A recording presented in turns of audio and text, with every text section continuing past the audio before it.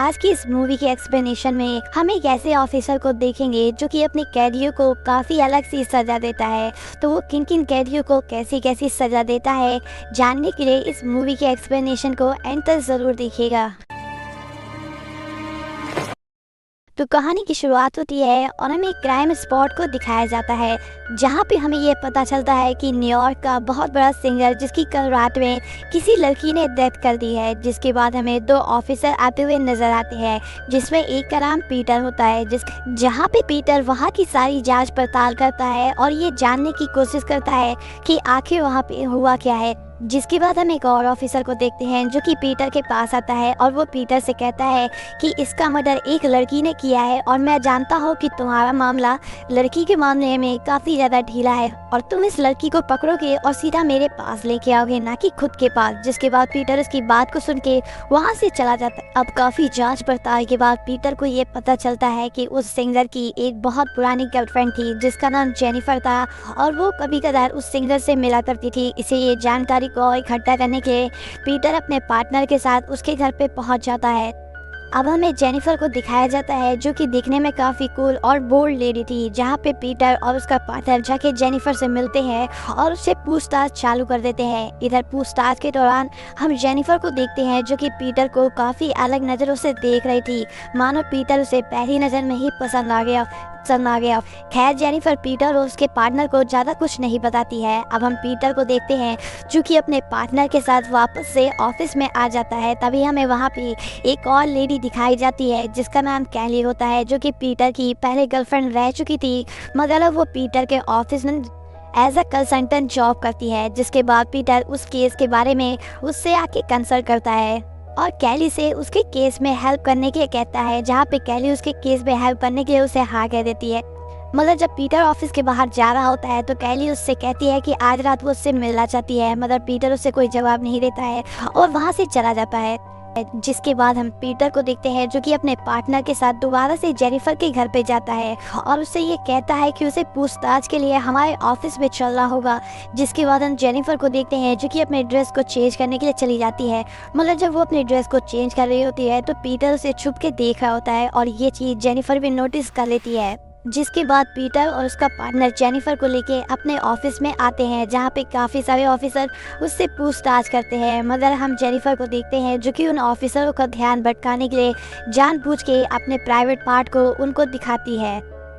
जहाँ पे सभी ऑफिसर उसके प्राइवेट पार्ट को देख के खुश तो हो जाते हैं, मगर उनकी आज ड्यूटी होती है इसलिए वो उस पर ज़्यादा ध्यान नहीं देते हैं और वो जेनिफर से लगातार क्वेश्चन आंसर करते रहते हैं, मगर उन्हें जेनिफर से ज़्यादा कुछ पता नहीं चलता है।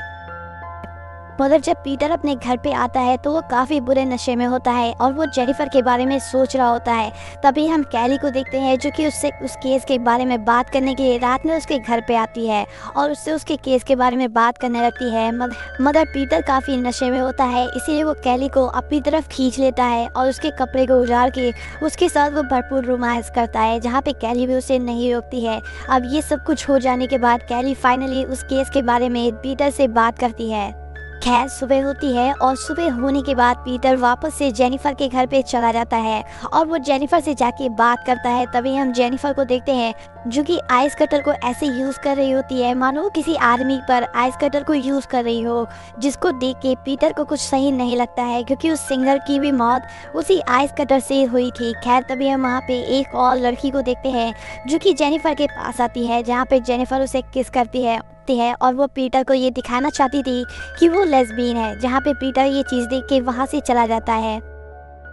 जिसके बाद हम पीटर को देखते हैं जो कि वापस से जेनिफर से मिलने के लिए जाता है, मगर जब जेनिफर घर पे नहीं होती है तो वो उससे मिलने के लिए पब में जाता है, जहाँ पे वो काफ़ी उछल उछल के डांस कर रही थी। तभी वहाँ पे हम उसी लड़की को देखते हैं जो कि जेनिफर से आके उसके घर पे मिलती है। यहाँ पे पीटर जब जेनिफर से बात करने के लिए जाता है तो जेनिफर उसके साथ डांस करने लगती है और पीटर भी उसके साथ मदहोश हो जाता है और दोनों लोग साथ में डांस करते करते एक दूसरे को किस कर लेते हैं। खैर जब पीटर को किस मिल जाती है तो वापस से पीटर अपने घर जाने लगता है, मगर तभी एक तेजी सी कार आती है और पीटर को उड़ाने की कोशिश करती है, मगर वो उसे उड़ा नहीं पाती है, इसलिए पीटर उसका पीछा करने लगता है और काफ़ी देर पीछा करने के बाद उस गाड़ी का क्रैश हो जाता है। और जब पीटर अंदर जाके देखता है तो उसमें वही लड़की होती है जो कि हमें जेनिफर के घर पे दिखाई गई थी। यहाँ पे उस लड़की की डेथ हो जाती है, जिसके बाद पीटर वापस से जेनिफर के घर पे जाता है और उसे ये सैड न्यूज़ देता है, जहाँ पे जेनिफर काफ़ी ज़्यादा रोने लगती है और पीटर से कहती है कि जो भी मेरे करीब आता है उसकी मौत हो जाती है। फिर जेनिफर पीटर से एक लड़की के बारे में बात करती है जो कि उसकी कॉलेज की फ्रेंड होती है और जेनिफर उससे कहती है कि वो मेरी काफ़ी अच्छी दोस्त थी, मगर उसने हूबहू मेरी स्टाइल कॉपी करना चालू कर दिया और वो मेरी लाइफ में इतना ज़्यादा इंटरफेयर करने लगी कि मुझे उससे दोस्ती को तोड़ना पड़ा। इधर जेनिफर काफ़ी रो रही होती है, इसीलिए पीटर उसे सहारा देता है और सहारा देते देते वो उसे तखत तक ले जाता है, जहाँ पे वो उसके साथ तखत पे काफ़ी भरपूर रोमांस करता है। यहाँ पे पीटर का पार्टनर उसे कॉल करता है और उसे मिलने के लिए बुलाता है। जब पीटर उसे मिलता है तो उसका पार्टनर ये बताता है उसे उस लड़की का पता चल गया है जिसने उस सिंगर का कत्ल किया है और वो एक होटल के रूम में रुकी हुई है। जिसके बाद ये दोनों लोग उस होटल में जाने वाले थे, मगर तभी पीटर को कुछ काम आ जाता है और वो नीचे रुक जाता है। जिसके बाद उसका पार्टनर जैसे ही लिफ्ट पे चढ़ता है और उस रूम की तरफ जाने लगता है और लिफ्ट खुलती है, तभी हम एक लड़की को देखते हैं जो कि आइस कटर को लेके आती है और उसके पर हमला कर देती है, जहाँ पे उसकी वहीं पे ही डेथ हो जाती है। और जब पीटर उसे आके देखता है तभी उसे वहाँ पे कैली आते हुए नजर आती है। जिसके बाद पीटर को ये लगता है कि शायद कैली ने ही उसका मर्डर किया है